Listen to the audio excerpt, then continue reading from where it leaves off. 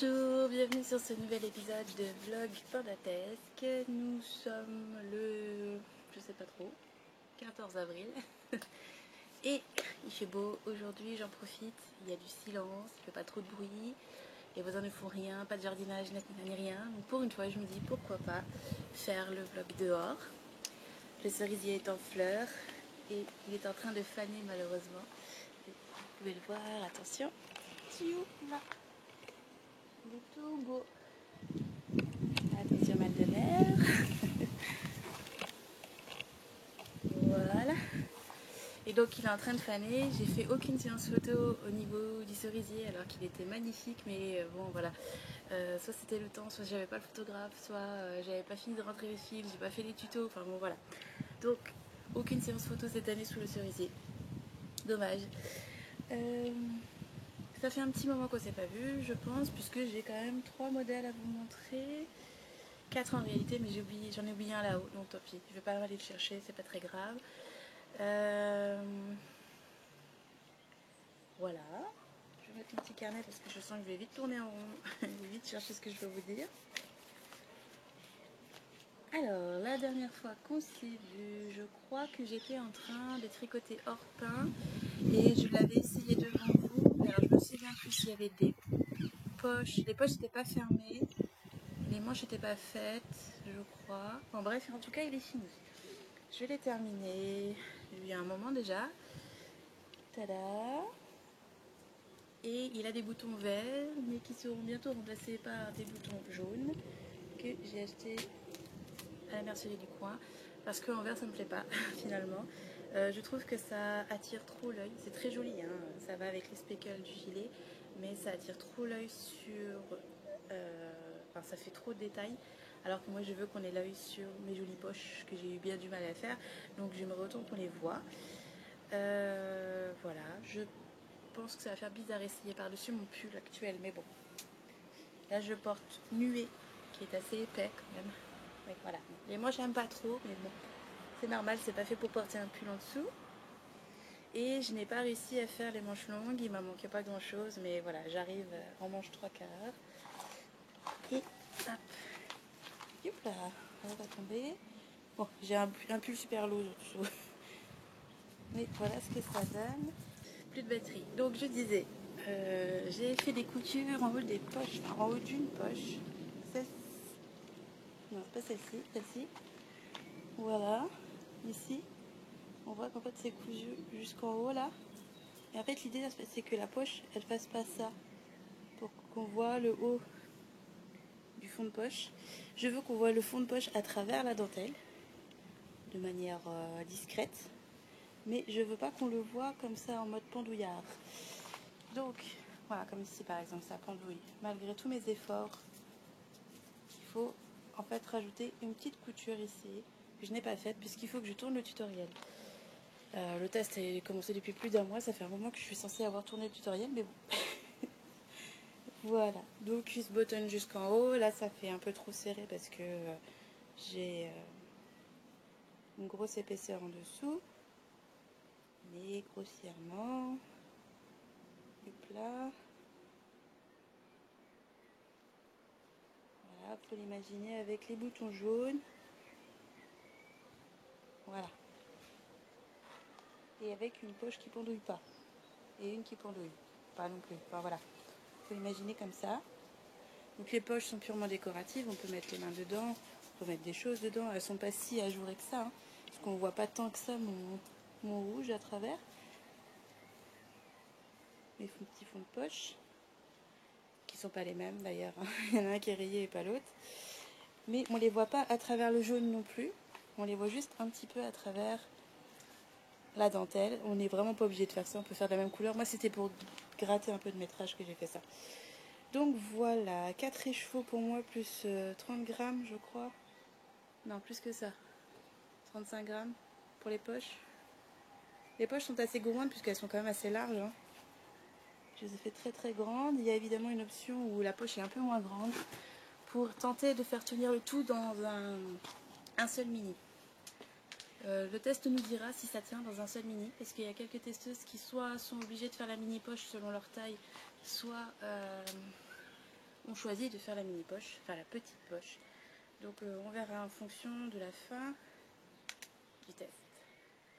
Voilà, finition en côte, faux I-cord sur les manches, faux I-cord sur les boutonnières, sur le bas du corps, I-cord sur l'encolure, qui ne roulotte pas, hein, ça roulotte, apparemment ça roulotte un petit peu avant le blocage, j'ai pas fait attention avant de bloquer, mais ça roulotte pas une fois qu'on l'a mis en place. Et voilà, j'ai fait une taille 6, option poitrine 2, avec un ajustement hanche un peu trop grand.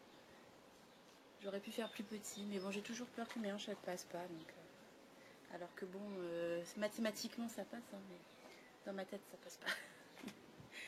Voilà, je vais éviter de mettre sur le truc rouillé là. Bon. On va prendre ça et on va poser dessus.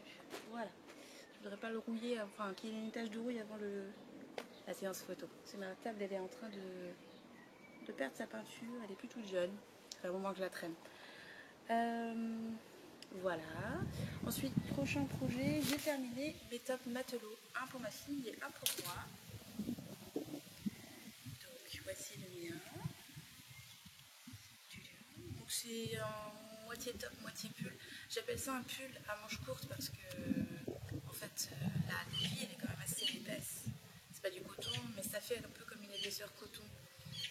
C'est un petit peu lourd, c'est fluide, mais c'est plus lourd que du lin. C'est pas du 100% lin, je crois que c'est 70% viscose, 30% lin, quelque chose comme ça. Donc j'appelle ça un petit pull à manches courtes, mais en réalité c'est un pull qui passe par-dessus mon pull sans problème puisqu'il est ultra loose. Cette abstraction de ce qui est en dessous du coup. Voilà. Donc ça c'est la version adulte, donc c'est un drop shoulder, on commence par monter les épaules en montage provisoire du dos, ensuite on monte le dos de manière à faire le motif sans interruption. Et mon téléphone se bloque, il m'agace. Voilà. Et ensuite on fait pareil devant, on monte une épaule en montage provisoire, on fait la première moitié du V d'encolure, on monte la deuxième épaule, la moitié du V d'encolure, c'est l'inverse, on fait d'abord la gauche, ensuite la droite, on réunit les deux, et ici en fait, au milieu de la poitrine, on a une maille qui rejoint les deux devant et qui fait interruption du motif, puisque en fait selon la taille on ne fait pas le même nombre d'augmentations, donc en fait ici c'est assez compliqué de récupérer un motif au milieu, enfin de placer le motif correctement en fonction du dos. Donc j'ai fait mes petits calculs savants, ça m'a pris un certain temps et c'est l'option la plus pratique je trouve pour éviter d'avoir 36 000 diagrammes et 36 000 dispositions du motif. Il y en a déjà beaucoup, mais j'ai vraiment fait la solution où il y en avait le moins. Et il y a la même chose sous les aisselles. On a ici la petite maille glissée, je ne vois pas dans mon retour caméra, mais elle est quelque part par là, qui interrompt le motif entre le devant et le dos.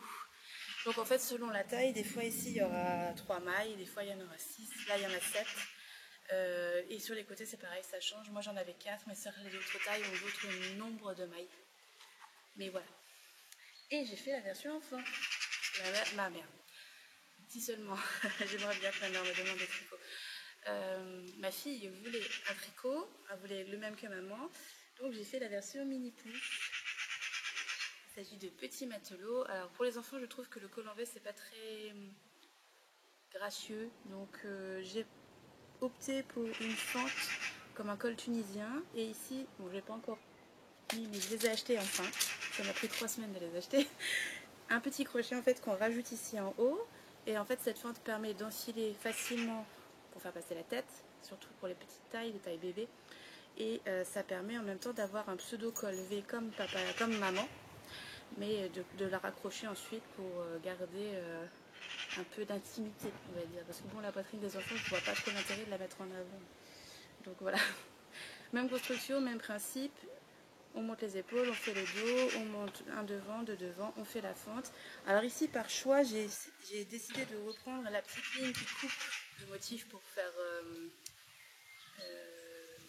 rappel avec la version dure. En fait, c'est pas nécessaire. On peut très bien l'enlever et en fait poursuivre le motif ici. Parce que c'est le même nombre de mailles devant et derrière. Pour les enfants, il n'y a pas de poitrine, donc devant et derrière, c'est 50-50. Les mailles sont divisées 50-50, donc c'est le même principe. Sur le côté, même principe de maille glissée au milieu, qui fait une petite ligne qui interrompt le motif. Et voilà. Ma fille est très contente. Elle est un petit peu déçue qu'il ne soit pas vert comme le mien. J'ai utilisé une pelote de marron et presque une pelote de blanc, pas tout à fait, je pense que c'était 60 grammes, donc on va dire une pelote et demie pour le faire, ce qui veut dire que j'aurais pu lui faire en vert comme le mien, puisqu'il me reste une pelote de vert, mais j'ai eu peur de manquer. J'aurais peut-être dû inverser les couleurs, mais bon, c'est fait, c'est fait. Donc dans l'histoire, il me reste une pelote de marron, une pelote d'écru, de cet écru-là, de ce bain-là, une pelote d'écru de ce bain-là, une pelote de vert de ce bain-là, et quelque part, semble-t-il, d'après Ravelry, il me reste une pelote du rose de l'an dernier, du Baoui que j'avais fait pour ma fille aussi d'ailleurs. Je ne l'ai pas retrouvé alors que j'ai sorti mon stash entièrement pour faire le FK11 du cal annuel. C'est-à-dire le FK11, c'est le thème, c'était de montrer tout son stash. Donc j'ai sorti tout mon stash pour montrer mon stash en photo. Et je ne l'ai pas retrouvé cette pelote. Je ne sais pas ce que j'en ai fait. C'est assez curieux puisque je range ma laine queue à un seul endroit. Donc elle a dû tomber dans une caisse. Mais je l'aurais vu puisque j'ai vidé mes caisses. Je ne sais pas où elle est. Je ne sais pas ce que j'en ai fait. C'est très curieux. Ou alors c'est une erreur de référencement. Dans mon stage Ravelry, j'en avais qu'une. Enfin, j'en avais pas. J'ai tout utilisé. Ça me paraît curieux quand même. J'ai souvenir de ne pas avoir tout utilisé. Bref. Le test est en cours. Et j'envisage de les emmener avec moi pendant les vacances d'avril. Là, on va aller voir la famille en Anjou. Et on va aller les voir quelques jours. Et j'espère qu'il va faire beau. Pas forcément chaud, mais qu'il va faire beau, parce que pour l'instant, apparemment, il n'y a que de la pluie qui est annoncée. Ça me chagrine un petit peu. Et j'aimerais bien faire une séance photo là-bas, avec ma fille. Ma fille se prête très facilement aux photos pour les modèles de trio. Pour l'instant, elle veut bien jouer le jeu. Bon, la dernière fois, on a fait une séance photo improvisée pour montrer aux testeuses comment il était porté. Et elle voulait bien parce qu'elle était avec moi, etc. Elle était dans mes bras et tout. Mais elle était fringuée comme pas possible. C'est ce genre de jour où je lui dis ok, tu mets ce que tu veux, tu assembles les vêtements que tu veux comme tu veux. Il y a des jours où je veux qu'elle fasse attention à ce qu'elle soit raccordée, enfin raccord. Il y a des jours où je la laisse mettre n'importe quoi. Et donc elle avait un legging avec des papillons, elle avait des chaussettes avec des cœurs, elle avait ses crocs à paillettes violettes, elle avait je sais plus quoi en dessous, un body avec des licornes, enfin bref, sur sa tête il y avait 35 000 barrettes, c'était le souk. Mais c'était ma Ninès, elle est comme ça, ma chérie, elle s'amuse à mélanger les fringues. Ça me rappelle un peu moi, quand j'étais petite. Mais bon. Donc voilà. Donc la séance photo n'était pas optimisée esthétiquement. Voilà. Voilà pour mes projets finis. Alors j'ai aussi fait une paire de basics pour ma fille. Donc basics c'est mon modèle de chaussettes que je propose en fingering, déca et sport dans le même patron, de la taille enfant, enfin la taille bébé à la taille adulte, et avec plein de goussets différents. Donc en fait c'est le patron vanille que j'utilise quand je veux faire des chaussettes bien faites pour ma fille. C'était pour le FK... Alors, je ne sais plus si c'était pour le 9 ou le 10. Je crois que le 10 c'était autre chose. C'était pour la trisomie 21, c'était pour la journée mondiale de la trisomie 21, enfin pas de la trisomie 21, mais de la mise en avant de la trisomie 21. Et ce jour-là, normalement, on porte des chaussettes dépareillées. Et donc, pour le FK consacré à cette occasion, on a proposé aux personnes qui participent au canal annuel de soit mettre des chaussettes dépareillées, mais tricotées main, soit que ce soit volontaire ou involontaire, qu'elles aient été tricotées, dépareillées ou non, soit de monter une paire dépareillée. Donc moi j'ai choisi de monter une paire dépareillée, j'ai laissé ma fille choisir les couleurs, donc elle a choisi du orange bariolé, c'est une laine cheval blanc, je crois que c'est triade la base, c'est très vieux ce truc, je l'avais pris à l'époque où Kalidou proposait de la cheval blanc sur son site. C'est très très gris, j'espère qu'il ne va pas pleuvoir parce que je me suis bien installée, il y en a partout. Et un reste de Fabel vert pomme. Donc au départ j'avais prévu de faire les orteils et jusqu'au demi-talon de chaque couleur. et ensuite d'échanger les couleurs et de faire donc le demi-talon restant et la cheville de l'autre couleur. Et puis je sais pas, j'ai changé d'avis au dernier moment. J'ai fait le demi-talon, j'ai fait X rang et puis après j'ai fait des rayures. Ce qui fait que du coup ça fait un aspect assez bizarre au niveau du talon. J'aurais mieux fait de faire tout le talon de la même couleur et de faire des rayures ensuite. Mais j'ai changé d'avis vraiment au dernier moment. Donc voilà, c'est pas grave. Elle les aime, ça lui plaît, elle fait dodo avec. Je sais pas comment, elle doit mourir de chaud avec ses chaussettes. Et elle en est donc à sa 3e paire tricotée main. Elle m'a dit encore une autre maman, donc voilà, j'ai plus qu'à réfléchir pour la prochaine paire. C'est pas fait encore. Mais... Elle choisira les couleurs elle-même dans mon stage. Il y a ce qu'il faut en Fabelle. La Fabelle, j'en ai de toutes les couleurs, donc elle peut avoir des paires de chaussettes en Fabelle à l'infini. Surtout qu'elle, ça la dérange pas, ça la gratte pas. Donc bon, elle a hérité de maman à ce niveau-là. Elle aime la laine. Hurrah. Alors, c'est bleu là, mais c'est gris ici. Croisons les doigts que ça reste comme ça. Alors, voilà pour les modèles finis. En cours, j'ai mon gilet 11 en cours, qui ne ressemblait à rien jusqu'à présent quand je vous l'ai montré sur les réseaux ou sur mon serveur Discord. Donc là, il ressemble un petit peu à quelque chose. J'ai fait l'effort de faire la séparation dos devant et de d'épingler tout en perdant quelques mailles au passage. Bon, sachez que la dentelle n'est pas bloquée, donc ça ressemble pas à grand chose. Là, il va falloir un petit peu d'imagination. Je vais la descendre parce que j'arriverai pas à l'avoir en entier.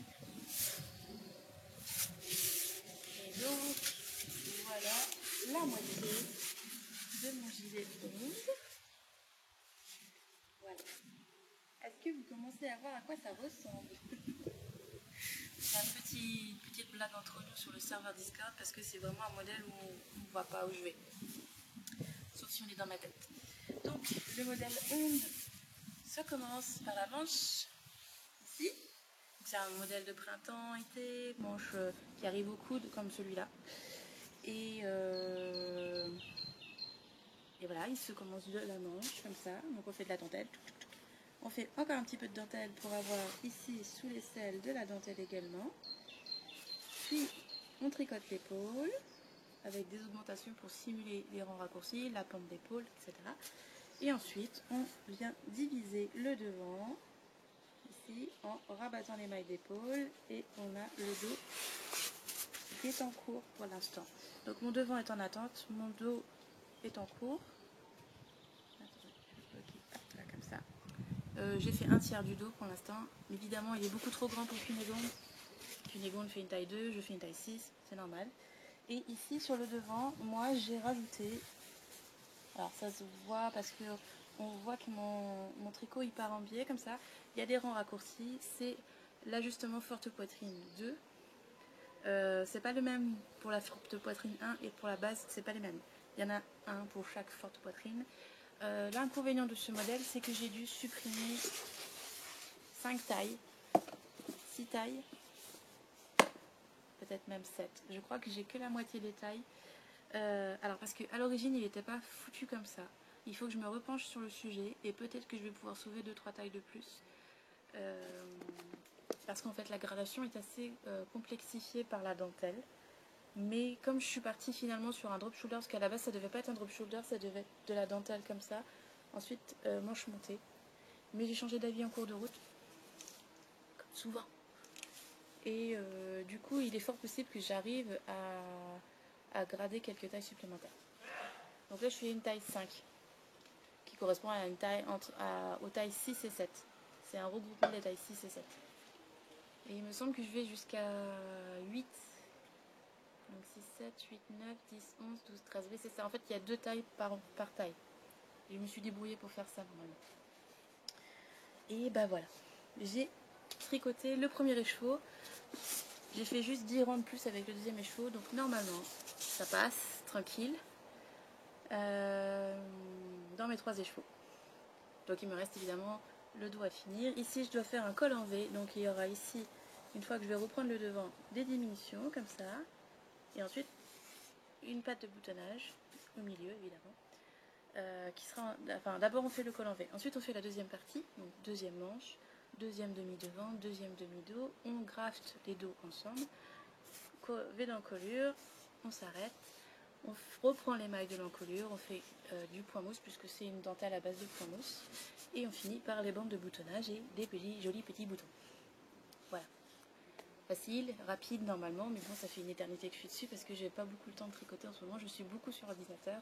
Entre les éditions de nouveaux patrons à tester et les éditions des patrons qui vont bientôt sortir, hors pain, mais surtout Hurluberlu, que je n'ai pas encore finalisé puisqu'il me manque encore 1 ou 2 questionnaires, que je galère à le prendre en photo.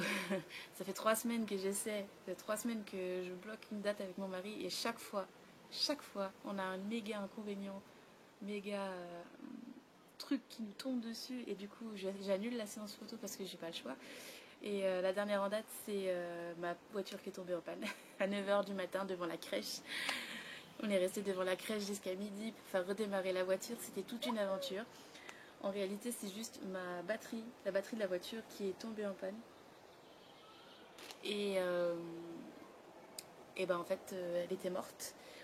Fort heureusement, on avait un garage à 200 mètres de la crèche qui vendait des pièces détachées. C'était pas un garage, c'est vraiment un magasin de pièces détachées qui avait la bonne batterie de notre voiture à nous.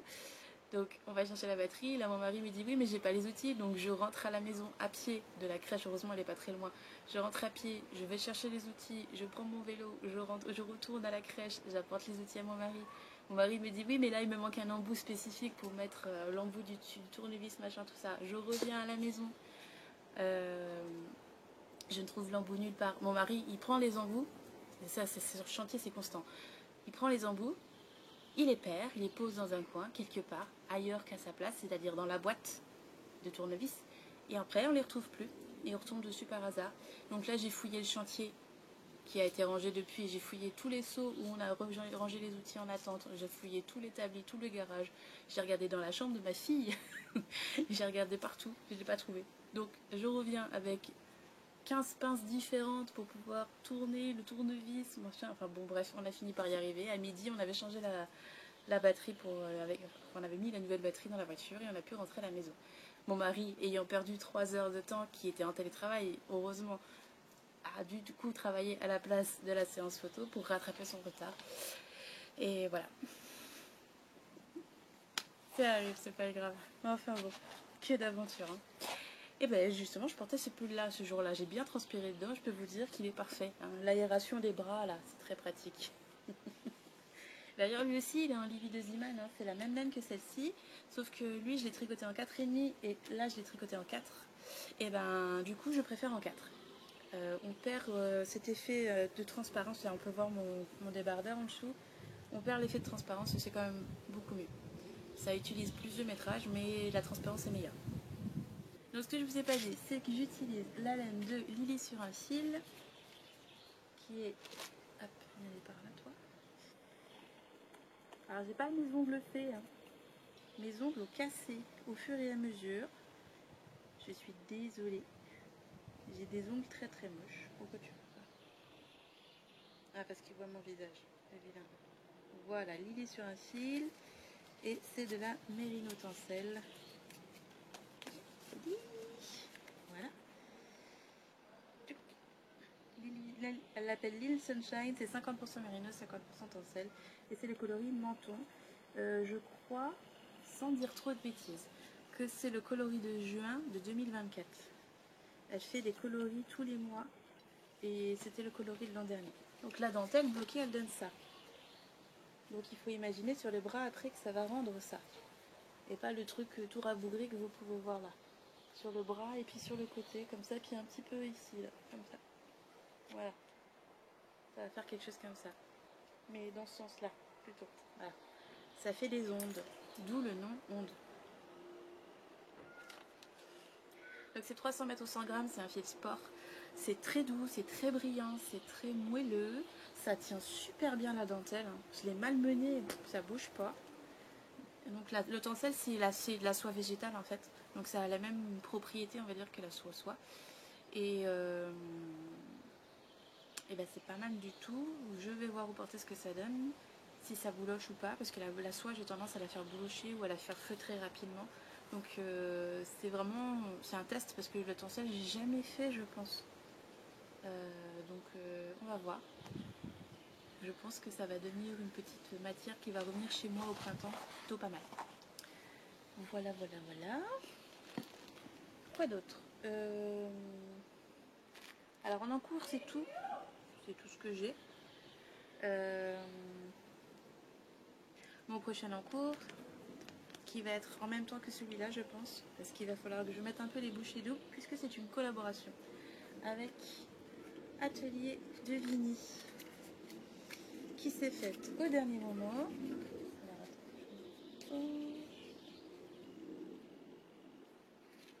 je sais pas si vous pouvez voir, on va zoomer.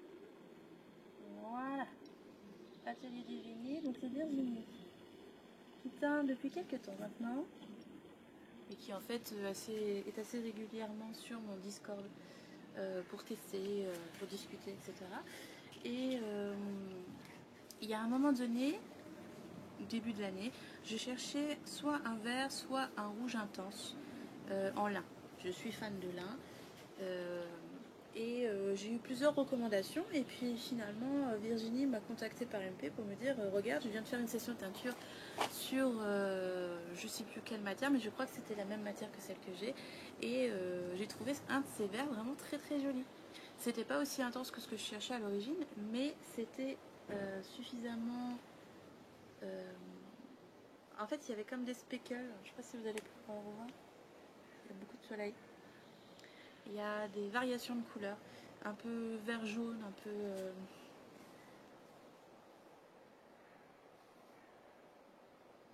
Bref, on est entre le vert d'eau et le vert pomme en fait, et j'aime beaucoup. Donc c'est pas la couleur que je cherchais, mais le coup de foudre était là. Donc je vais faire les OK go, on part là-dessus. Si tu veux, on se fait une petite collab pour cet été. Donc pour un modèle qui sortirait en juin. Je n'ai pas encore commencé, mais on est mi-avril, donc là normalement je suis dans les temps. Et je suis un peu à la bourre sur mon planning, on va pas se mentir, mais c'est pas grave. Et du coup, je lui ai demandé de m'envoyer 4 écheveaux comme ça. Donc, ils sont déjà bobinés puisque je vous ai dit, ce sera mon encours bientôt. Je vais le monter juste avant de partir en vacances. Comme ça, je vais pouvoir l'avancer sur la route parce qu'il y a une partie où il y a quand même pas mal de mailles et pas mal de jersey. Donc, c'est un modèle qui va s'appeler l'Anyakea.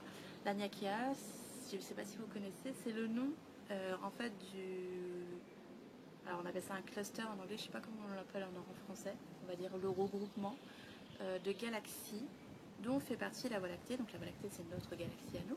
Et il y a quelques années est sortie une image de l'Anyakea justement. Donc c'est ce regroupement de galaxies qui fait une espèce de Y à l'envers.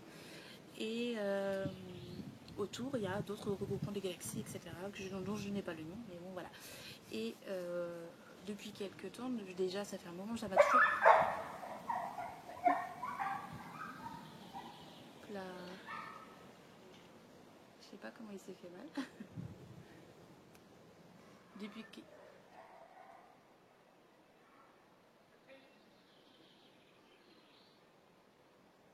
Elle a dû se piquer avec une bébête à mon avis.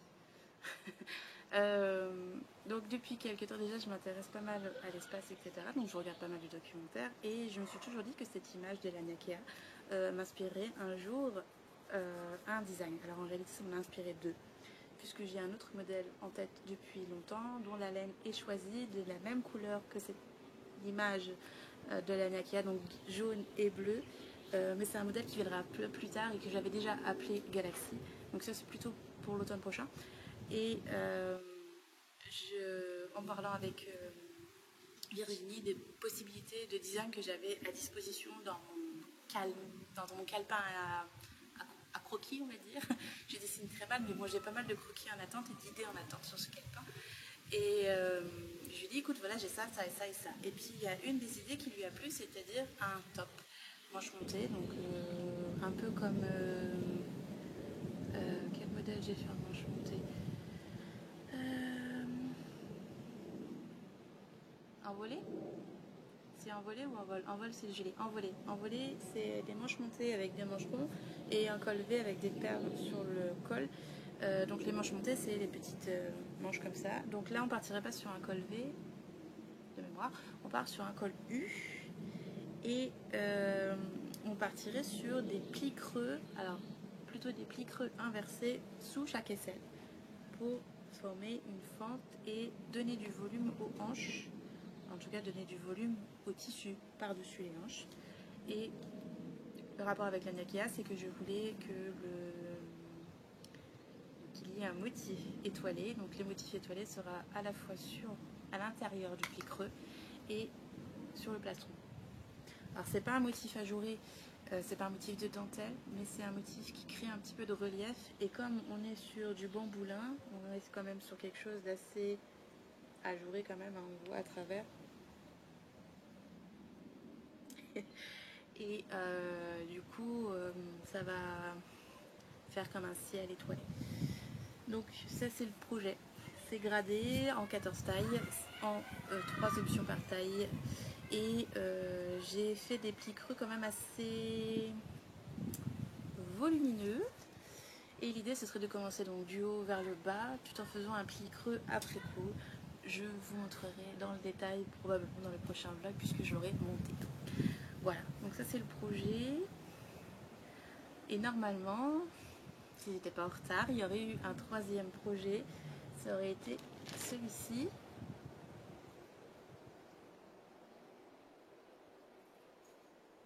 Avec le lin de Marie. Vous savez que je tricote un modèle en lin de chez Marie, donc Marie les aiguilles du hérisson, tous les ans, puisque tous les ans je vais à Malakoff et je récupère une quantité de lin pour l'année d'après. Et donc celui-là, il est déjà gradé, il est déjà prêt à monter sur mes aiguilles. J'ai mes perles, j'ai acheté toutes les perles qu'il faut. Et le principe, normalement, c'est de tricoter un grand volant qui fait tout le tour du corps et qui va tomber comme ça sur la manche. Plein de perles et de dentelles. Et tout le reste est en jersey. Théoriquement, c'est un projet qui se tricote vite.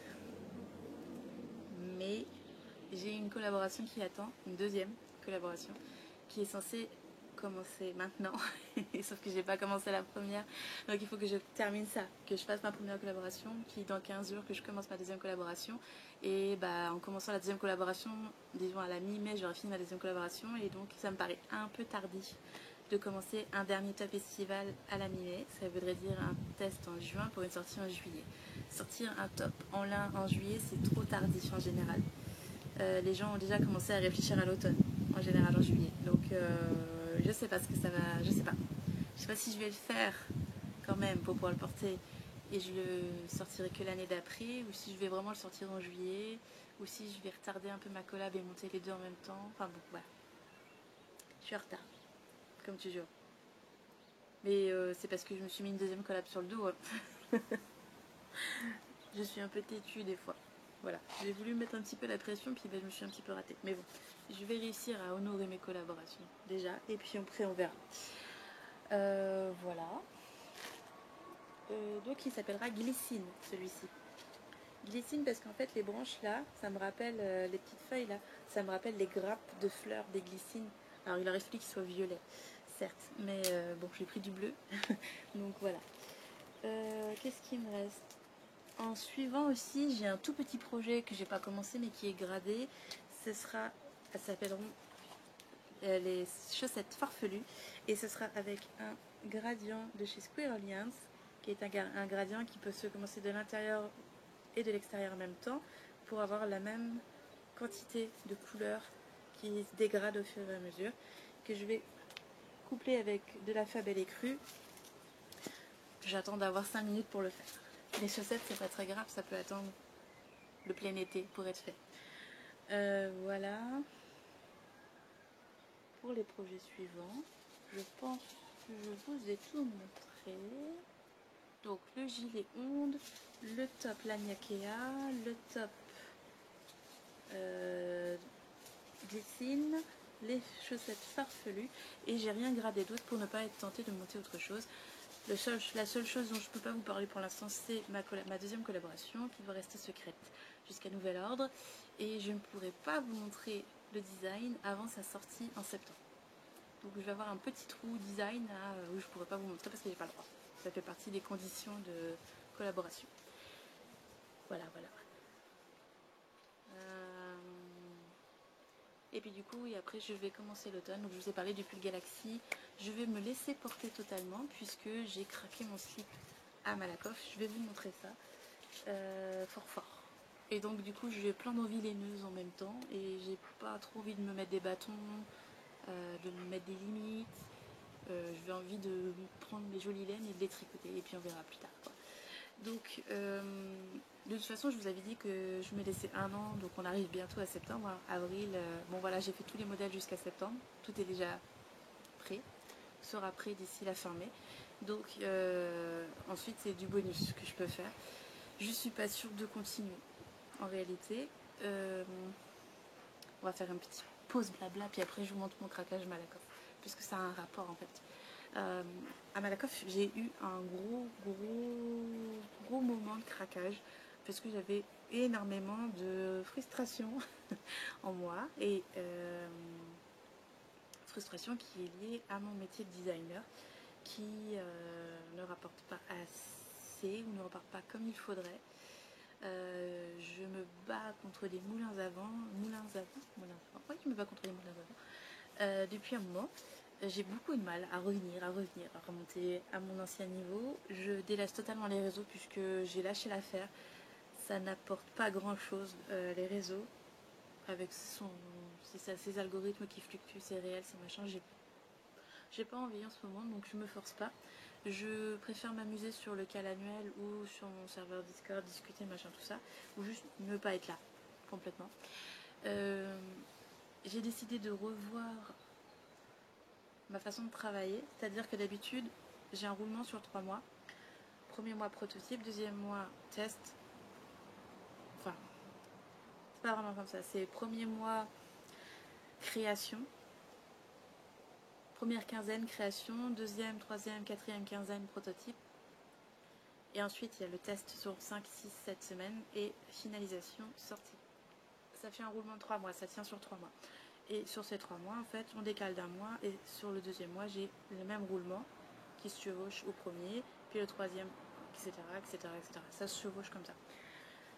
C'est assez stressant puisque du coup ça veut dire que je fais une semaine d'édition intense, une semaine de tricot, une semaine d'édition intense, une semaine de tricot, une semaine d'édition intense, une semaine de tricot, ça me gonfle parce que souvent la semaine d'édition elle dérape sur la semaine de tricot et souvent je me retrouve à faire 2 semaines d'édition parce que j'ai de la gradation à faire, j'ai des corrections à faire, j'ai des finalisations à faire, etc., etc. Et des fois c'est même 3 semaines. Et après j'ai une petite semaine de tricot et on recommence. Donc finalement c'est assez pénible.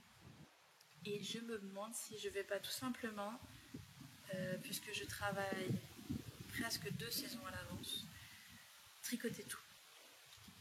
Et faire un bon gros mois d'édition. Comme ça, je sais que j'ai pas le choix, j'ai que ça à faire. Et ensuite, tricoter. Parce que c'est ce qui m'intéresse dans le métier, c'est de tricoter, c'est pas de m'occuper du reste. Donc c'est assez frustrant. Cette partie-là est frustrante, mais ça fait partie du métier. La deuxième partie qui est frustrante, c'est de ne pas réussir à être visible et à vendre comme avant. D'avoir l'impression que en fait ce que je fais n'intéresse plus ou les gens sont passés à autre chose ou que je n'arrive plus à proposer quelque chose d'intéressant, etc. Donc j'ai plus trop envie de me forcer en fait à revenir, même si je reviens petit à petit, mais ça va pas assez vite à mon goût en fait. Et du coup j'envisage de ne plus être à plein temps sur Independence World, mais de le garder comme une activité secondaire, c'est-à-dire reprendre un métier alimentaire. Ou peut-être faire une formation, apprendre un nouveau métier, quelque chose, enfin faire autre chose qui serait un peu plus gratifiant financièrement. pas que gratifiant, mais qui me permettrait de récupérer cette indépendance que j'ai perdue avec ce métier. Je suis indépendante, mais je suis ultra dépendante de plein de choses et financièrement, je ne suis pas dépendante de moi-même, par exemple. Donc ce genre de choses, je réfléchis beaucoup en ce moment à ça. Ma fille commence l'école en septembre. Est-ce que c'est le moment de faire autre chose, tourner une page, passer à autre chose, faire 2 choses en même temps? Je sais pas, on verra. Je vais me décider au fur et à mesure des mois qui passent. Pour l'instant, je sais pas. Je suis en questionnement. J'ai fait ma compta par exemple ce matin et indéniablement le dernier trimestre est meilleur que le précédent, qui est meilleur aussi que le même trimestre de l'an dernier. Indubitablement c'est meilleur. mais c'est loin d'être suffisant. Donc, à voir. Je suis au milieu de mon année en termes de... Je me laisse un an. Voilà, je suis à 6 mois, pile. Donc, on verra pour l'instant. Mais je suis plutôt sur la pente. J'ai envie d'autre chose. On va voir. Je ne sais pas si ce sera encore dans le milieu de la laine ou si ce ne sera pas du tout en rapport avec la laine, justement pour couper. Je ne sais pas encore. Mais ça ne m'empêche pas de me dire que je vais continuer à designer, continuer à tricoter, mais j'ai envie de faire autre chose, j'ai envie de profiter de mes loisirs sans me mettre la pression sur mon tricot. Parce qu'en ce moment, en fait, c'est tricot tout le temps. J'en ai un petit peu marre. Mais c'est pas tricot, enfin c'est pas tricot tout le temps, puisque comme je vous le disais, je suis beaucoup sur ordinateur en réalité. Mais en fait, quand j'ai du temps mort, bah, c'est tricot, puis j'ai pas de temps mort pour faire autre chose. Du crochet, de la couture, de la broderie, ça fait une éternité que j'y ai pas touché. Ce genre de choses. Pas si vous voyez où je veux en venir. Donc tout ça crée beaucoup de frustration. Et cette frustration, je l'ai dépensée. Donc je vais vous montrer ça. Donc, laineusement, j'ai craqué mon slip à Malakoff. J'y allais pour aller acheter ma petite quantité de lin annuel chez Marie.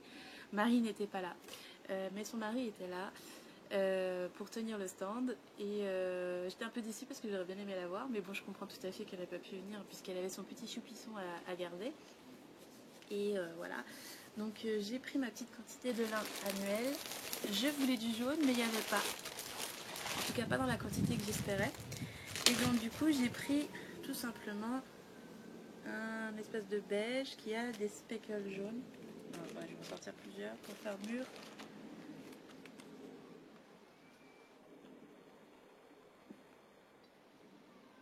Voilà. À défaut. Alors ça ressemble pas mal à la couleur que j'avais prise pour faire Ampélie 2.0, sauf qu'il est un peu plus foncé, un peu plus rouge. Celui d'Ampélie, celui-là est plus jaune. Donc je ne sais plus combien j'en ai pris. 4, 5, 6, 7. 7 au cas où, puisque là sur le modèle que je suis en train de faire, donc je vais faire un grand volant avec le bleu, celui-là. Et d'après mon calcul savant très très pointu et précis, je vais être juste en métrage. Et donc j'en ai un petit peu marre d'être juste en métrage parce que c'est vrai qu'avec le lin je m'amuse beaucoup à faire des modèles de drapé, de fluidité, etc. Donc je me dis qu'au moins si l'an prochain j'ai encore une idée de ce genre, au moins j'aurai le métrage. Donc voilà. Donc ça c'est ma petite quantité annuelle, c'est de la sport, c'est 150 mètres aux 50 grammes et je sais plus, je crois que c'était 11 ou 12 euros les chevaux, quelque chose comme ça. Bref, un prix très raisonnable. Pour du fait en main, teinture naturelle et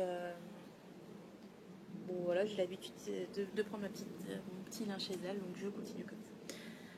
J'aime bien en fait le principe, le fait en fait qu'elle cherche à diversifier ses couleurs puisqu'elle a rajouté quelques couleurs, on va dire chimiques entre guillemets, puisqu'elle essaye de faire du vert et du bleu et ils étaient très chouettes, mais il n'y avait pas la quantité, pareil encore. Donc bon, je suis pas tombée, mais en même temps je demande des quantités astronomiques dans ma taille, donc c'est normal. Mais voilà. Je reviendrai l'an prochain et je retrouverai une autre couleur. Je ne sais pas sur quelle couleur je jetterai mon dévolu cette fois. Peut-être un vert. Peut-être que je la préviendrai à l'avance cette fois. Voilà. Qu'est-ce que j'ai pris d'autre?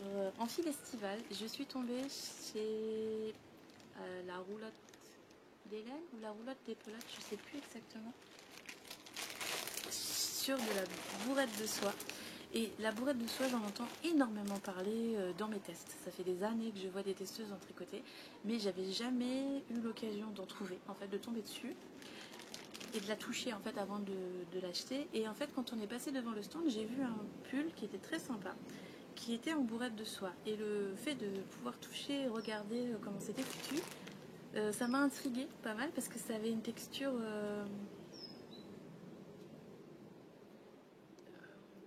C'était pas lisse, c'était pas, ça avait l'air extensible, ça avait l'air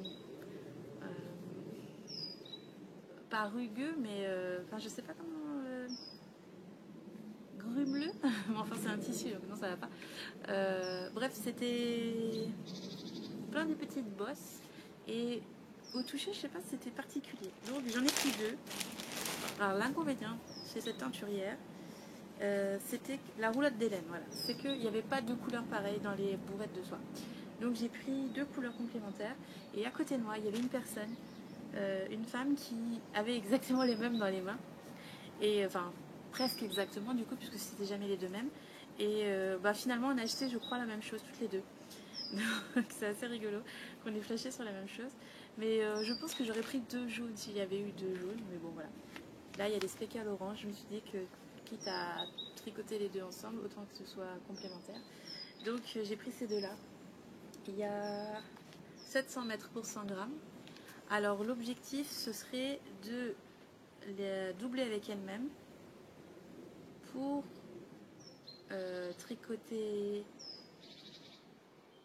en aiguille, je sais pas combien, je sais même pas en quelle aiguille ça se tricote. Enfin, c'est de la lace à la base et moi je préfère plutôt la fingering, donc je voudrais la doubler.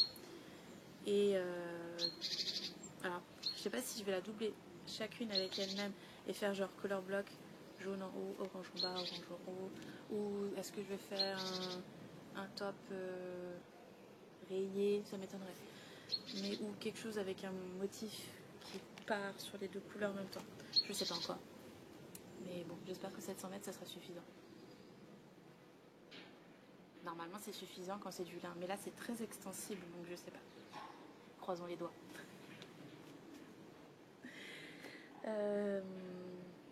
J'ai aussi... alors, je ne vous fais pas dans l'ordre parce que je me souviens plus dans quel ordre je les ai achetés. Mais j'ai aussi découvert une nouvelle marque belge qui s'appelle Bouclette. Et j'ai adoré leur stand. C'était trop beau ce qu'ils proposaient. Hop. Bouclette.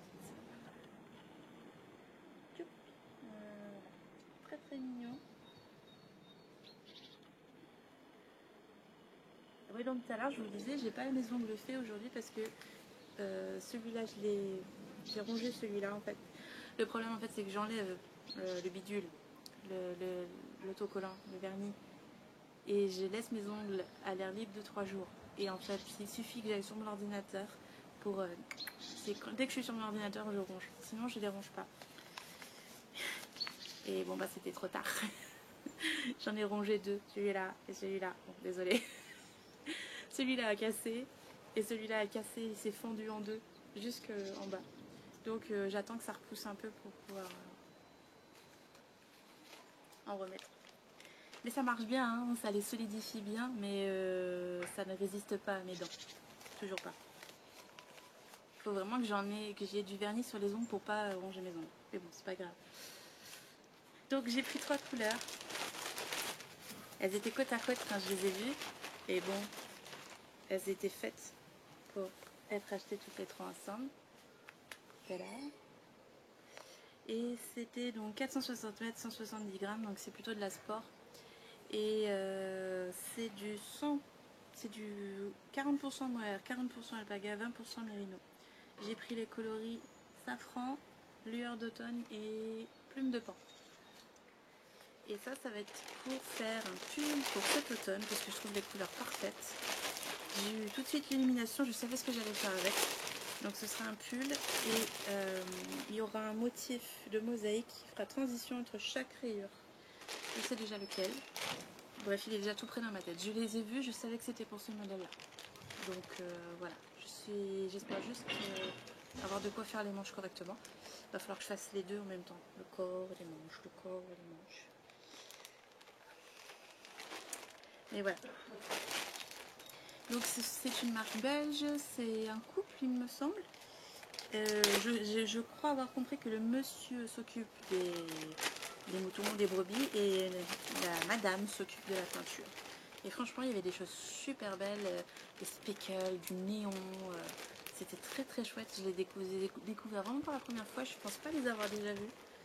Et du coup j'espère les revoir l'année prochaine parce que c'était vraiment chouette, ils avaient des mohair, ils étaient beaux. J'ai pas craqué parce que c'était pas sérieux, j'en étais déjà beaucoup trop cher. Mais bon. J'ai aussi découvert le stand Les Fibres de la Renarde et j'ai pris ces deux petites choses. Alors au départ j'ai craqué pour cet écheveau qui était tout seul dans son coin. qui est un vert spéculé de rose, de violet, de orange, d'un peu tout. C'est du mérino d'Arles et c'est 300 mètres au 100 grammes. Donc ça va servir à faire un bonnet, c'est sûr. Et j'ai pris, et c'est ce qui m'a coûté le plus cher sur la totalité du Malakoff, j'ai pris de la 30% Kid Mohair, 20% soie, 50% mérino. 400 mètres 100 grammes, 450 mètres 100 grammes. C'était très cher. Pour vous dire, le prix sur l'étiquette, c'était 32 € les chevaux. J'en ai pris 4. Voilà. C'est un magnifique coloris lavande. Il y a quelques spécules violet, rose dessus. Il est très très beau. C'est pas souvent que j'achète du violet. Mais là, c'est vraiment pastel. Très très joli. C'est vraiment comme le lilas en ce moment. Sauf que moi, j'en ai pas. Il veut pas fleurir. Il n'y a pas de bourgeon cette année encore. Je sais pas pourquoi il veut pas fleurir. Par contre, mon sureau, ça y est, il veut bien fleurir, le deuxième sureau. Celui que j'avais taillé la première année, il n'avait pas fleuri l'année d'après. Et cette année, je ne l'ai pas taillé, il a fleuri. Il a des petits bourgeons. Le deuxième, il est blindé de bourgeons. Donc mes deux sureaux fleurissent, pourvu que je ne les taille pas en octobre.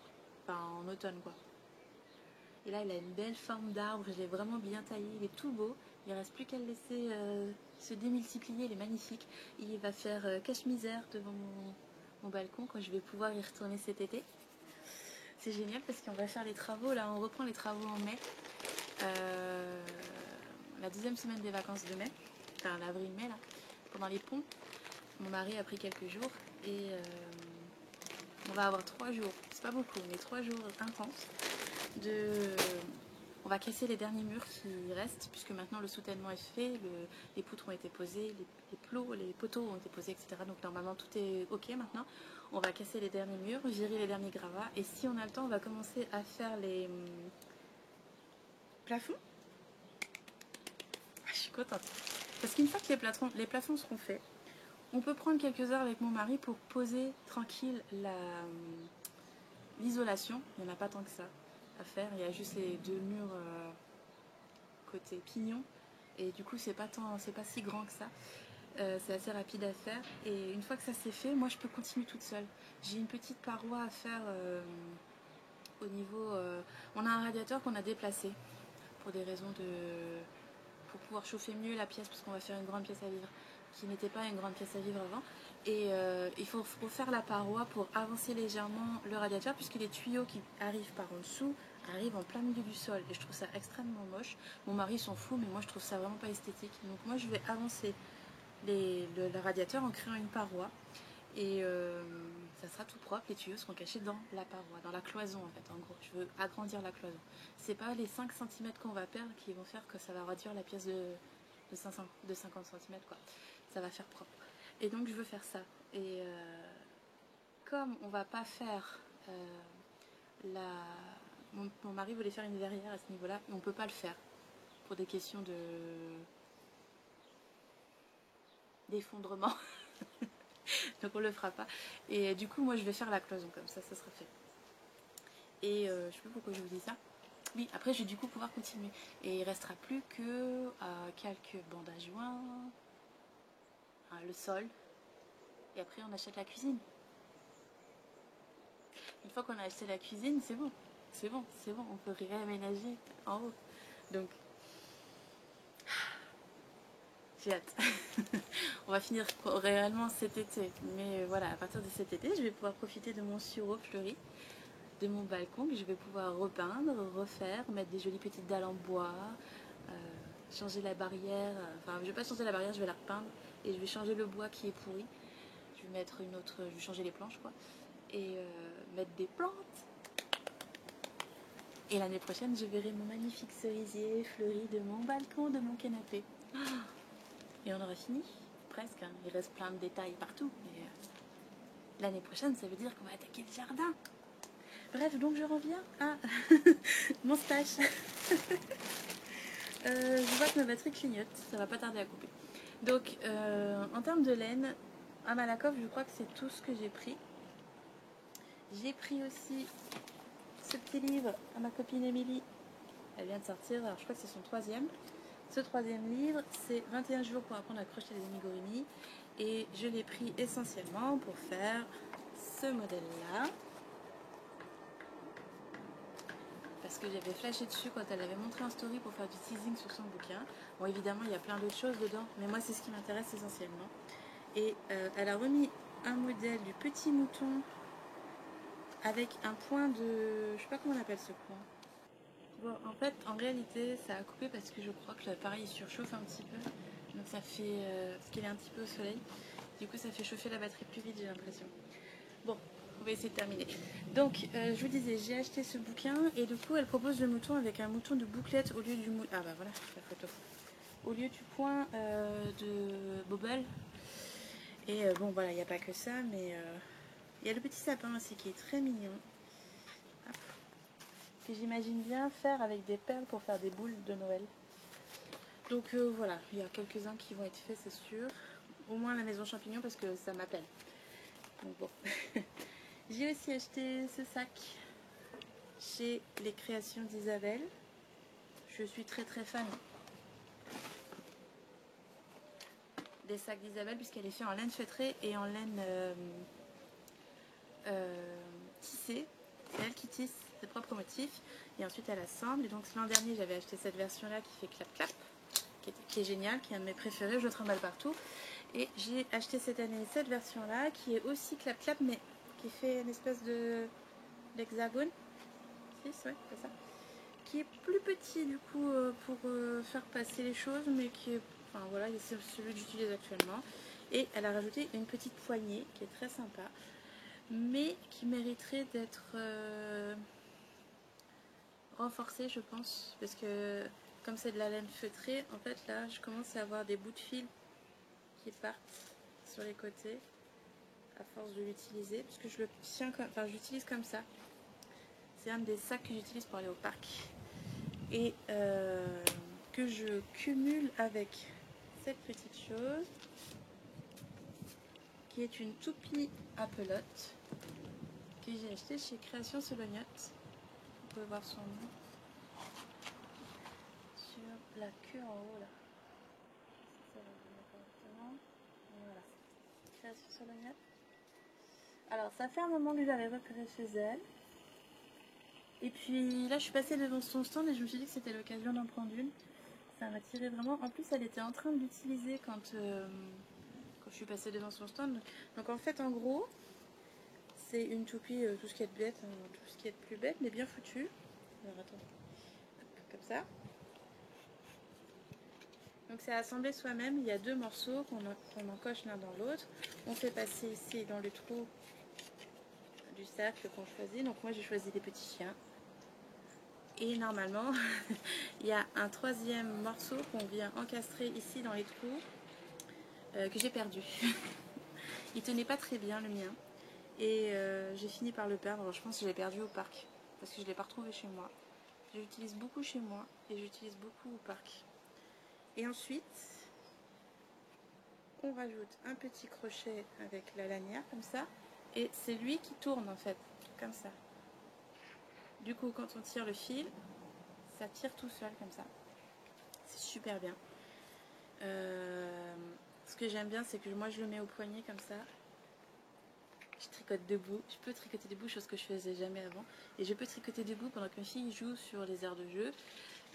Sachant que là où je vais, en général, il n'y a jamais de banc libre, donc autant être debout à tricoter. Sinon je reste debout à rien faire et ça m'embête, je m'ennuie. Donc ma fille maintenant elle sait grimper toute seule, elle n'a plus besoin d'aide, elle aime juste qu'on la regarde. Donc bon. Voilà, très bon investissement. Je regarde juste d'avoir perdu le petit machin. Puisque du coup maintenant de temps en temps mon fil il s'accroche dans l'encoche. Donc je pense que la prochaine fois que je la verrai je lui demanderai un autre. Enfin, dans l'idée en fait c'est qu'on peut le démonter en fait pour le plier et le ranger. Sauf que moi je vais jamais le démonter et je pense que je vais le coller complètement pour éviter qu'il se défasse. Voilà. Puisque moi je le défais jamais. Donc bon. Je pense que je vais m'amuser à le coller puisque c'est pas lui qui tourne, c'est la poignée qui tourne. Donc voilà. Ce qui est bien, c'est qu'il est entièrement personnalisable. On peut choisir le cercle, on peut choisir la poignée. Donc voilà, très très chouette. Je l'ai payé 29 €. si vous vous posez la question. Et franchement, je trouve que l'investissement vaut le coup parce que bah, c'est vraiment très pratique pour moi, dans ma façon de tricoter et de me déplacer avec mon tricot. Quand je la mets pas au poignet, je l'accroche sur... voilà, par exemple ici, je l'accroche ici quand je suis au jardin. Je la mets sur la poignée du portail quand on est assis devant le portail de la maison, quand ma fille joue devant. Je l'attache... où est-ce que je l'ai attachée d'autre? Alors sur la poignée de ma table de nuit, le soir quand je tricote. Sinon, quand je veux pas... quand j'ai pas de quoi accrocher, en fait j'enlève ça et je penche la toupie comme ça en diagonale, alors je mets un truc en dessous comme ça, et en fait ça me permet de dérouler la pelote sans que rien ne bouge, un peu comme un bol à laine. Donc voilà, j'aime bien le principe parce que ça permet de prendre la pelote de l'extérieur et pas de l'intérieur. C'est gadget, mais quand on tricote beaucoup en extérieur, je trouve que c'est très pratique. Et c'est mon cas. En tout cas au printemps. Voilà.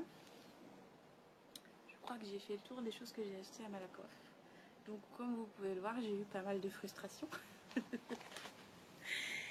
Et c'est pas les seules choses que j'ai achetées récemment, parce que quand je suis allée chercher ça, je sais plus où ils sont partis, les petits boutons jaunes, voilà. Je suis allée à la mercerie qui se trouve à Chelles, comme je vis à Chelles. Il y a une petite mercerie pas loin du centre-ville, et j'arrive et je vois grand déstockage affiché sur la porte.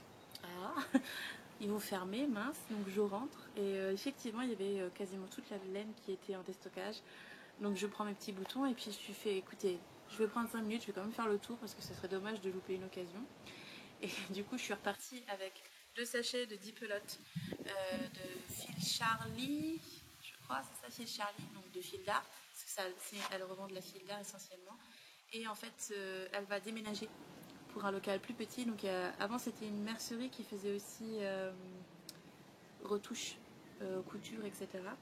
Et donc ils vont abandonner toute la partie retouche et avant de partir à la retraite ils veulent avoir un local plus petit pour continuer à faire mercerie, pour pas couper l'activité comme ça d'un coup d'un seul. Et du coup ils vont prendre un local qui est apparemment pas loin de la gare, donc pas très loin de chez moi, donc encore plus de tentation. Magnifique. Mais du coup voilà, j'ai pris 2, alors je les ai pas prises avec moi là, mais j'ai pris 2 quantités, une orange et une vert sapin, on va dire. Je suis très très vert en ce moment. J'ai acheté beaucoup de vert. Pas que, mais bon, pas mal quand même. Et donc ça fait 2 quantités, on va dire pull en plus. Que j'ai prévu de faire un duo avec pour ma fille et moi. J'aimerais faire un... Je sais pas comment ça s'appelle. Un pull où sur les côtés c'est ouvert et où il n'y a pas de manche. Un pour ma fille, un pour moi. Bon évidemment pour ma fille je vais pas avoir besoin des diplocs, mais à voir combien j'en ai besoin pour faire le mien. Et puis si c'est assez je ferai le même. Je ferai le sien de la même couleur. Sinon j'en ferai un de chaque couleur. Enfin bref, les laines c'est parce qu'il est... c'est facile à tricoter. Voilà, un truc que je vais rapprocher. Donc j'ai pris ça. J'ai pris aussi ça. La Kiltic de Drops en blanc que je compte tricoter ensemble avec ces beautés-là de Arcoiris Yarn. Ça fait un moment que je les ai dans mon stash. Je sais plus où je les ai achetés. Je me demande si c'était pas sur un fil à Orsay. Quand elle a fait une... de temps en temps elle venait chez Sur un fil. C'est de la Merino Stélina dorée. Merino Nilo Stélina dorée. Mais j'en ai que 3. Les 3, bon, à part avec un 4e, je peux rien faire. Ou alors quelque chose de pas bien grand. Et donc je me suis dit, pourquoi pas faire fingering et mohair pour avoir un équivalent DK. Et là, en DK, ça me ferait 1200 mètres du coup. Et là, ça devrait être suffisant pour me faire un pull. Alors j'espère juste ne pas trop noyer les speckles, parce qu'ils sont magnifiques. Et pas trop non plus la Stélina, parce qu'elle est magnifique aussi. La Stélina dorée, c'est vraiment le kiff. C'est la plus belle des Stélinas. Le plus beau des Stélinas. Je sais pas si c'est masculin ou féminin ce mot. Voilà. Et je vais enfin vous montrer les clubs de Liquid Potion. Alors, le club de janvier, c'était celui-ci. Alors, je les ai bobinés parce que j'ai tenté un truc avec les deux autres pelotes qui sont dedans, mais ça marche pas. Ça passe pas. Il faut que je trouve autre chose pour faire ce que j'ai en tête. Donc, c'était ce coloris-là qui est un gris foncé noir avec des touches de rose. Le coloris, c'était Archéon. Ensuite, donc ça c'était janvier. En février, il y a eu celui-là, qui est un petit peu le contraire d'Archéon, c'est-à-dire un rose avec des speckles rouges et noirs. Donc c'est vraiment le contraire visuellement. Et c'est le coloris Rosa Balm. Voilà. J'ai pris en version fil à chaussette parce que je suis sûre de faire quelque chose avec. Et donc mon idée de base avec ces deux écheveaux, c'était de les tricoter avec ces deux-là qui sont écrus avec des speckles jaunes, orangés, marron. Sauf que je voulais faire de la mosaïque avec, mais ça passe pas. Le contraste n'est pas assez fort. Et les speckles de l'écru rend la lisibilité du motif de l'autre couleur compliquée. Je trouve vraiment un écru, tout seul, sans speckle. Donc je verrai ça plus tard.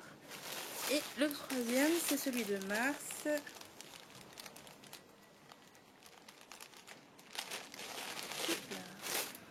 Et c'est le coloris Terra Incognita, qui est un bleu avec du marron. Enfin, ça fait un peu terre et ciel, terre et mer plutôt. Voilà. Et donc, c'est les petites potions. Je peux bien manger la que j'ai un zoom. Là. Oh, mais j'ai deux mains gauches aujourd'hui. Voilà.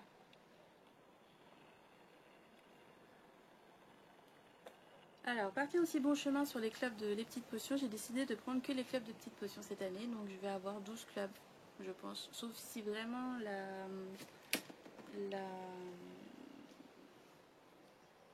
comment on appelle ça, l'image, l'illustration du mois ne me plaît pas en termes de couleur. Mais je pense que je vais tous les prendre. Alors, normalement, j'aurais dû prendre les clubs d'Arco-Iris Yarn. Sauf que du coup le premier, bon elle a eu un souci de santé etc. Et le premier il n'y avait pas les goodies etc. Donc ça m'intéressait pas, je l'ai pas pris. Et puis en plus le thème, enfin la couleur ne me parlait pas plus que ça. Peut-être, enfin j'aimerais bien les voir. J'aimerais bien voir la couleur, non j'ai pas fait attention sur internet. J'ai pas regardé s'il avait été dévoilé. Et le club de mars-avril, je l'ai regardé mais j'ai pas eu donc je ne l'ai pas pris non plus. Et comme j'avais déjà pris celui des petites potions, je me suis dit allez bon tant pis pour le Seigneur des Anneaux, je vais pas le faire. Et je vais probablement le regretter, mais bon c'est pas grave, j'ai pas trop le budget de toute façon, puisque là j'aime bien de craquer. Je viens de craquer mon budget annuel à Malakoff. Donc bon bah voilà. Sachez que dans 2 semaines à peu près, c'est ça, début mai, le premier week-end de mai, il y a l'Enorama à Paris, et je vais y aller du coup. Voilà. Il y a une petite bestiole là qui fait du surplace. C'est pas une abeille. Qu'est-ce que c'est que cette petite chose? Elle est toute... on dirait un colibri mais en forme d'abeille. C'est marrant ça. C'est pas la première fois que je la vois. On dirait vraiment un petit colibri mais un insecte. Je sais pas ce qu'elle a repéré, mais elle a repéré quelque chose. Bref. Donc, j'en étais où? Je pense que je vous ai montré tout. Non, j'ai oublié encore un truc. J'ai fait l'affaire du siècle. Donc autant j'ai dépensé beaucoup pour acheter de la laine et des accessoires laineux en rapport avec le tricot, autant j'ai fait l'affaire du siècle, les filles, franchement. Parce que je suis, comme je vous l'ai déjà dit la dernière fois, toujours à la recherche de bouquins de tricot pour m'inspirer plus. Et souvent je fais des recherches sur internet pour voir ce qui est sorti récemment en anglais, en français, dans une autre langue, peu importe la langue, je m'informe et je surveille.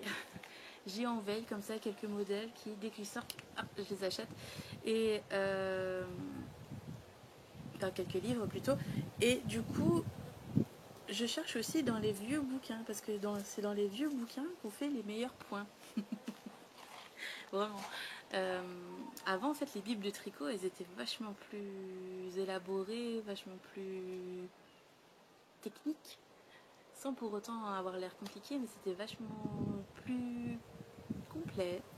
Et il y a une bible du tricot comme ça qui s'appelle Knitting Patterns, je crois que c'est Treasury of Knitting Patterns, quelque chose comme ça.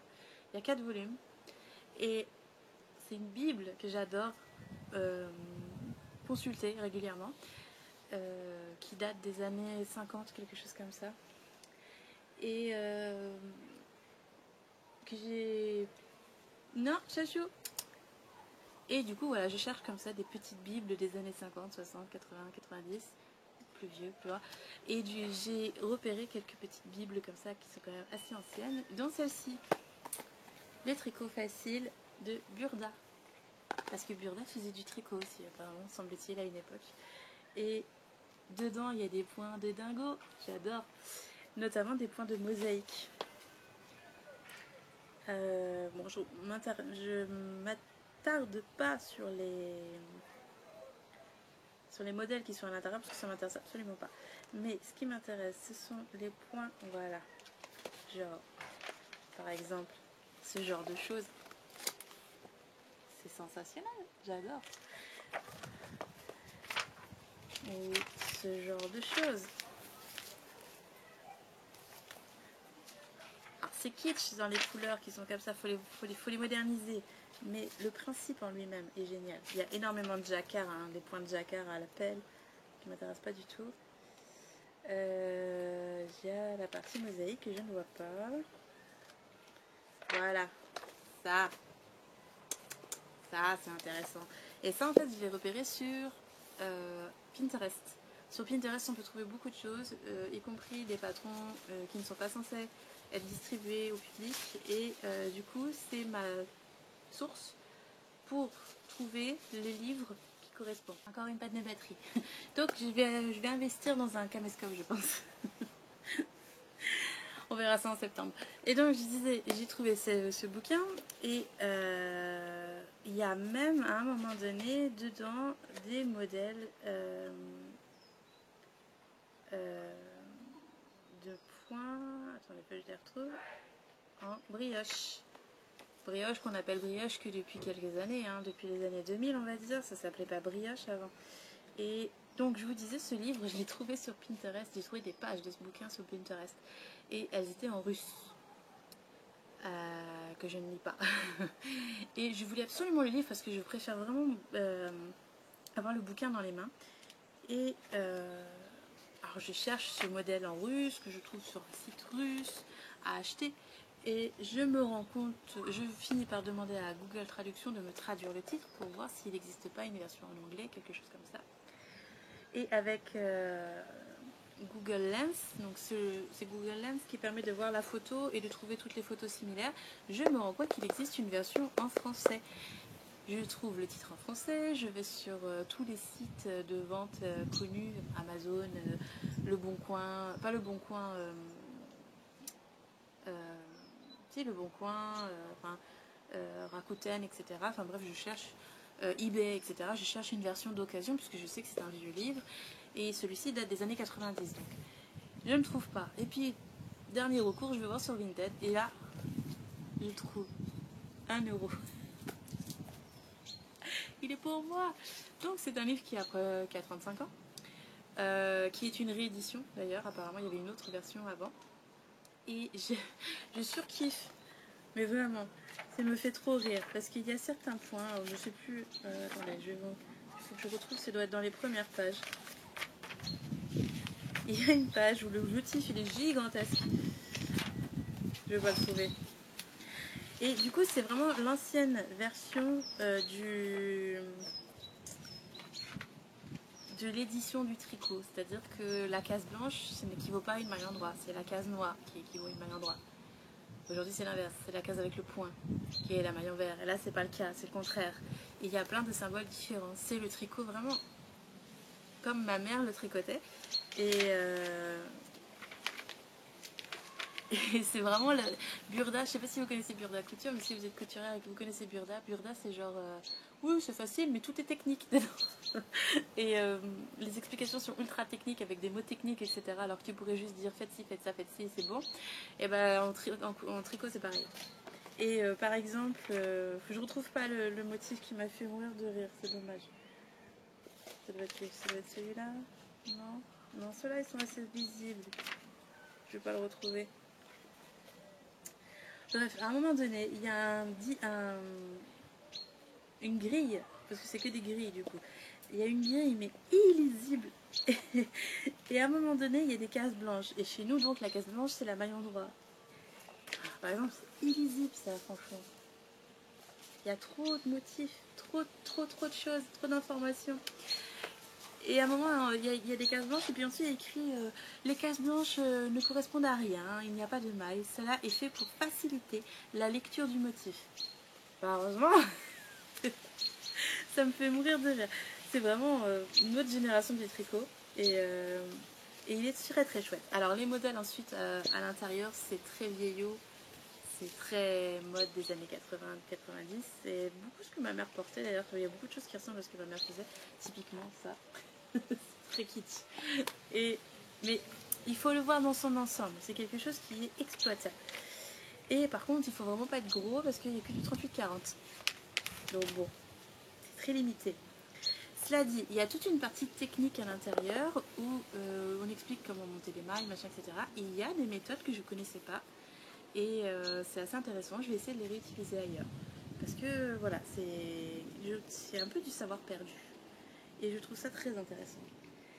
Donc voilà, 1 € sur Vinted. J'ai vu un deuxième exemplaire sur Vinted, il était à 8 €. Essayez de le négocier, ça vaut le coup. Il m'a coûté 4,70 € avec les frais de port. Et je pense que c'est un de mes meilleurs bouquins dans ma bibliothèque de bouquins de tricot. Pour designer en tout cas. Parce qu'il n'a aucun intérêt pour quelqu'un qui tricote aujourd'hui et qui veut des choses modernes, par exemple. Mais il y a beaucoup de choses exploitables dedans. Donc je suis très très contente de mon achat.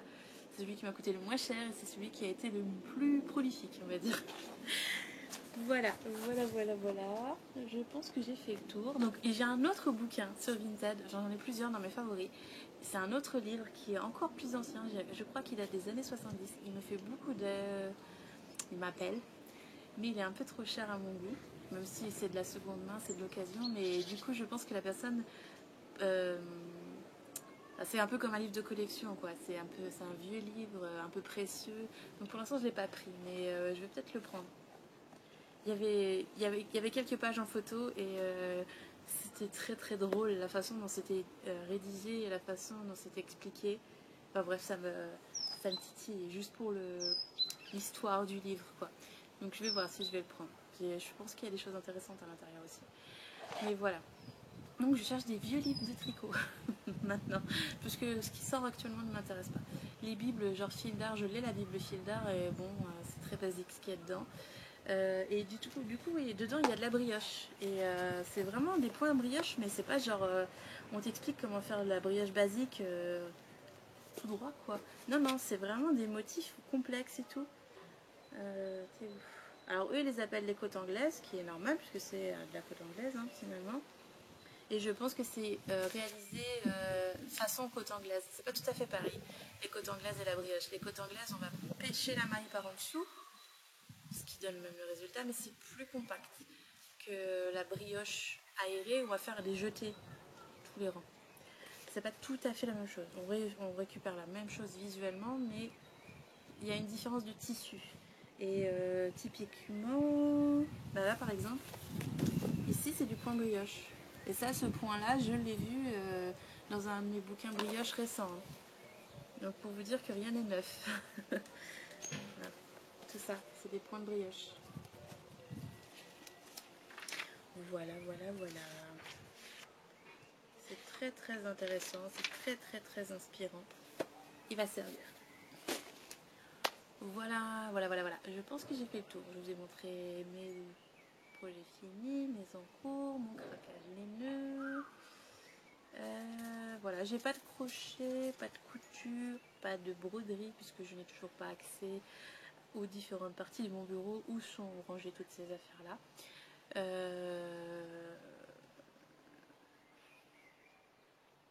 Je sais pas, un jour ça reviendra. Mais bon, je m'amuse bien avec mon tricot actuel, hein. Il est chouette mon encours, enfin moi ça m'amuse. Ça m'amuse de faire une construction alambiquée qui change, on va de la manche vers le milieu. Et je vais peut-être pas jouer à Yarn Chicken cette fois, voilà. Donc je suis assez contente du rendu. Je pense que je vais le pré-bloquer une fois que j'aurai fini la première partie. Je vais pré-bloquer et puis je vais voir ce que ça donne porté, on va dire. Et je vais commencer mon Laniakea, puis je ferai la deuxième partie ensuite. Ça devrait être sympa.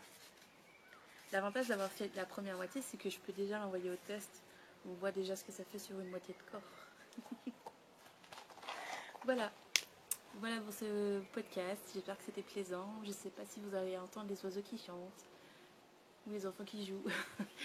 Ou si vous avez vu des pétales tomber par milliers, parce que ça tombe, ça tombe, ça tombe. Je pense que à la fin de la semaine, il n'y aura plus de pétales dans mon arbre. Ça va trop vite. Il a fleuri la semaine dernière. Enfin, il s'est ouvert la semaine dernière. Genre mardi, mercredi, ça tient une semaine à peu près. C'est trop rapide.